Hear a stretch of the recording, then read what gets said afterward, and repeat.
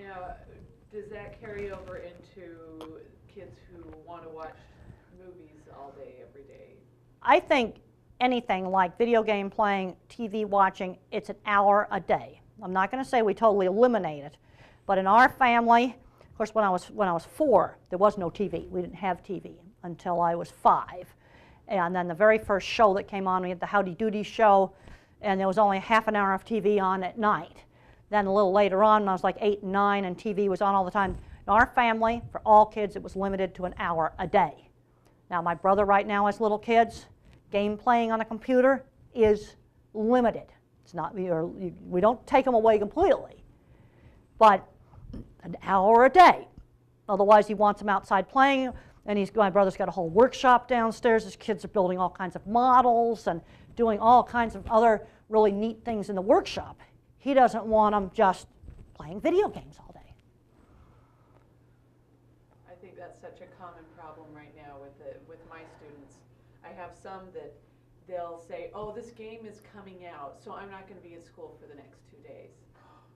Well, that's just ridiculous. You see, this is where we've got to get them interested in other things. And the problem is, I know I would have been an addict. And the other problem with these, especially the shoot 'em up video game things, you don't do it with another person. You see, when I went over to another child's house to play, I had to play a game with somebody. Like I had this hockey game where you pull rods in and out and then twist them to work the players. Well, you have to play that with somebody. Otherwise, you can't play it. I mean, I'd go out with the other kids and we'd build a tree house. We'd have bike races. I mean, these are the things that kids did in the 50s. You see, and in some ways, the real smart Asperger kid, I think, has more problems today because he's not getting that social skills training. Now, the people that are lower functioning, they've got much better services today. They got things way, way, way better today. But when you get to these almost normal kind of kids, you know, what I'm going to call the science nerds and, those kind of kids, they just end up getting teased. Nothing's being done to develop their talents, and they haven't been taught some of these really basic social skills. That's very, very true. Are you seeing that in your classes? You said you were a high school science teacher? Yes, I do. I have seen that for years. How long have you been a high school science teacher? Since 1996. Okay, almost 10 years. Have you seen any trends just in the last 10 years? Wow. Every year I seem to get a group of students that is harder to concentrate, they have a harder time behaving, and a lot of them, they hate everything. They just, this is stupid, why do I have to do this? And it's always work to make it interesting, and I feel like it's my responsibility to make it interesting.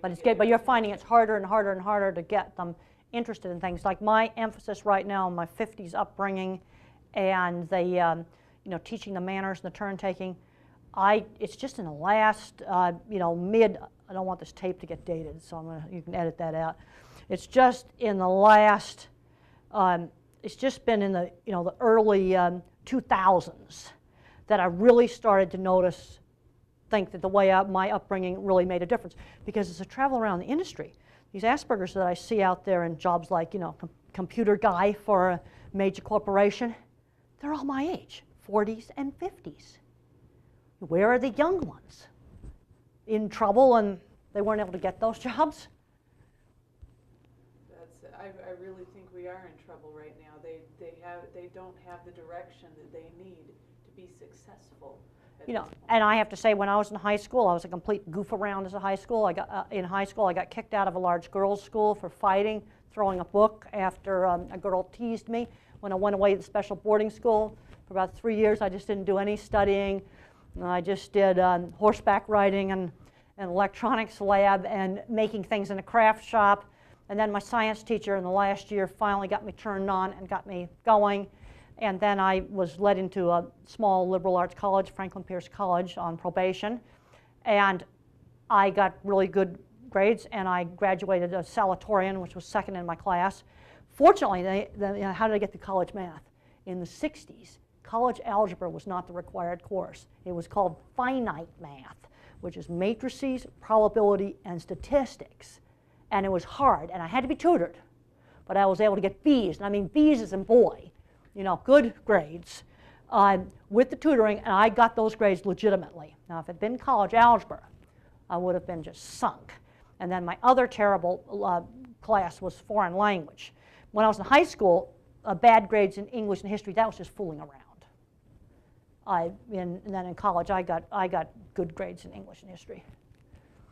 Now, this is a very important story because parents need to know, just because your kid feels like they need to goof off right now doesn't mean it's forever. Well, what turned me on was what Mr. Carlock did with me. Of course, why did I get fixated on cattle squeeze chutes? Well, when puberty hit, I started getting horribly anxious, having panic attacks.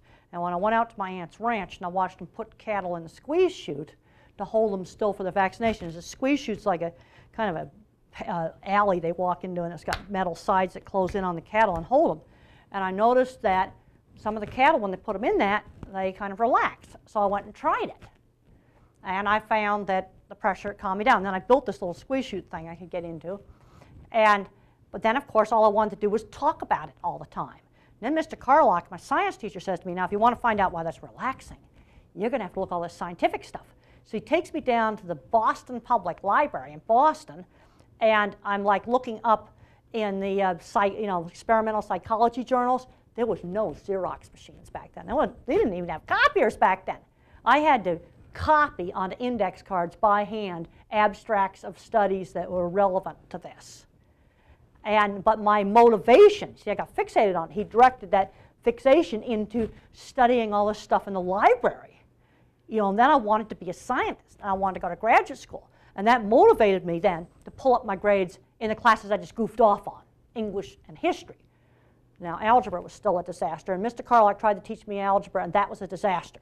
Mr. Carlock was absolutely great, but he should have gone to trigonometry and geometry. That was the one mistake that was made in my math education. I've had people say to me, well, I'm a visual thinker, I can do algebra. But you know what? When I question them, their visual thinking is in still pictures. My visual thinking is more extreme.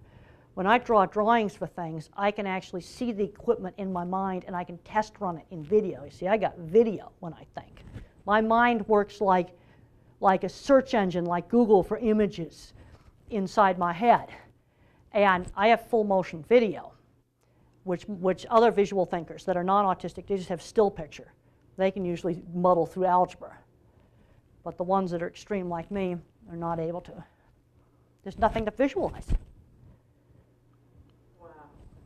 It took me 3 full years to get through 3 semesters of calculus. I had to take every level twice. I could not handle What's your degree in? English. English. And was calculus a required course for you? I was trying to get into engineering, but I couldn't. Well, you know what I find in engineering? There's people in industry that have the title of draftsman, and they're great visual thinkers. They're the ones that design the plant. They design the whole plant, and then they just send the drawings out to the degreed engineer to calculate the weight loads on the roof. I mean, I know a guy in engineering, high school education. He took a 1-semester course in drafting at the community college. He's not an autistic person or Asperger person. He's a normal person, but he's very much a visual thinker.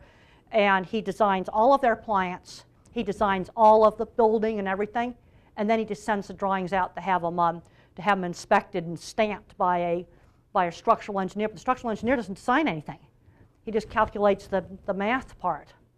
It's the visual thinker. You take innovative factories and things like that. They're laid out by the draftsman. They're not laid out by the degreed engineer, because the degreed engineer, that kind of mind, that's pattern thinking. They're great programmers, absolutely great programmers. You see, and math and music are both patterns. And I've been interviewing some of these people and trying to figure out how their mind is different from mine. It's definitely different from mine. And pattern thinking is the best way to describe it.